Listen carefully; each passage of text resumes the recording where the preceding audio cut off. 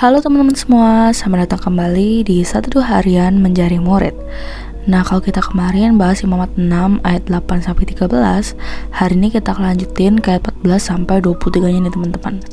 Hari ini kita akan membahas tentang korban sajian. Nah, seperti biasa aku akan bacain dulu bacaan firman Tuhan kita untuk hari ini ya teman-teman. Imamat 6 ayat 14-23, korban sajian. Inilah hukum tentang korban sajian. Anak-anak Harun haruslah membawanya ke hadapan Tuhan ke depan mezbah.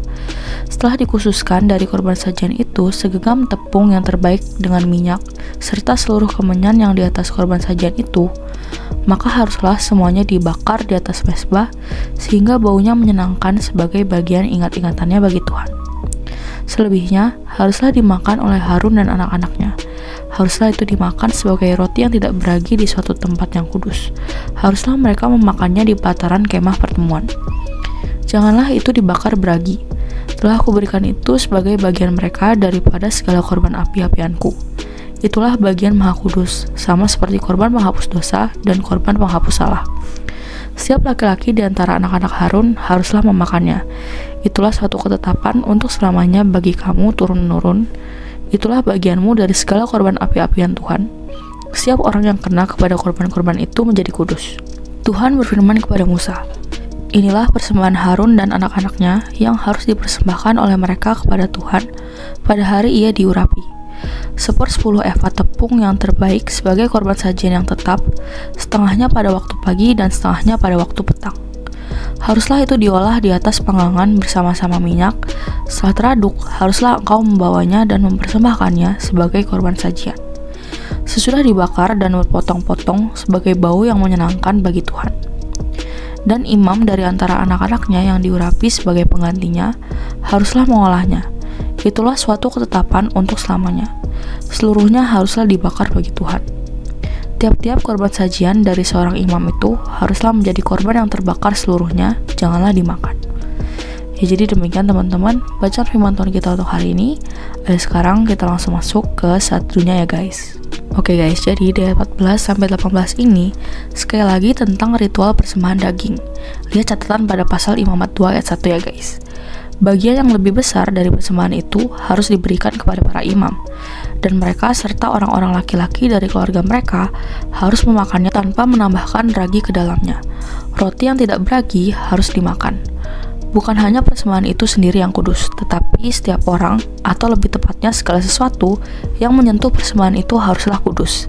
Ya orangnya, ya perlengkapan makan, ya apapun lah guys, yang nyentuh harus kudus. Sentuhan persembahan menyampaikan karakter kekudusan pada benda yang disentuh, yang karenanya harus diperlakukan sebagai sesuatu yang kudus. Dan 19-23, persembahan daging dari imam besar. Persembahan ini tidak boleh terbuat dari tepung yang belum dimasak, tetapi dalam bentuk panekuk kayak pancake gitu guys, yang terbuat dari 10 eva tepung. Tentu saja, ini menyertai korban bakaran yang dipersembahkan untuk acara tersebut. Setengah dari tepung itu dibakar pada pagi hari, yaitu pada korban pagi, dan setengahnya lagi dibakar pada malam hari, yaitu pada korban petang, dan tidak ada yang diperuntukkan bagi para imam. Persembahan daging ini yang pertama kali dipersembahkan pada pentabisan Harun, kemudian harus dipersembahkan pada pentabisan setia. Pemberian korban ini hanya dilakukan pada hari pentabisan, yaitu pada hari pertama ia memenuhi syarat untuk menjadi imam besar. Ya, jadi segitu aja teman-teman satu kita untuk hari ini. Sekarang aku mau kalian buat merefleksikan nih guys. Nah, jadi guys, ini adalah panduan berikutnya. Tapi yang ini khusus untuk korban yang pas imam ditapiskan. Lalu, gimana caranya mengolah tepung dan lain-lain? Nah, diberikan panduan seperti ini, again ya, biar tepat seperti yang Tuhan minta. Nggak salah gitu loh guys, mantap ya. Jadi, yuk kita belajar untuk menjalani hidup itu dengan melihat panduan. Panduannya udah lengkap banget di Alkitab. Jadi, sate seperti ini nolong banget sih untuk kamu bisa diingetin terus akan panduan hidupmu. Kalau nggak sempat sate grup, bisa banget loh sate sendiri-sendiri. Yuk bisa yuk teman-teman. Nah lalu, pertanyaan efektif untuk hari ini ada 2 guys. Yang pertama, apa yang kau pelajari dari pribadi Allah hari ini? Lalu yang kedua, bagaimana kamu menjalani hidup dalam terang Alkitab sebagai buku panduan yang lengkap dan cukup? Seperti biasa, teman-teman boleh jawab sendiri, atau kalau mau komen di bawah jawaban kalian juga boleh banget guys. Jadi segitu aja satu kita untuk hari ini. Sekarang aku mau pimpin kalian dalam doa penutup ya teman-teman. Teman-teman, mari kita berdoa. Tuhan, tolong aku untuk bisa menjaga perilaku di hadapan Tuhan, karena Tuhan telah memberikan petunjuk yang lengkap dan cukup melalui firman-Mu yang tertulis, yaitu Alkitab.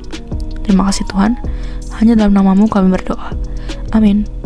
Tetap semangat guys, Tuhan Yesus beserta kita. Thank you for watching and see you in the next video. Bye-bye.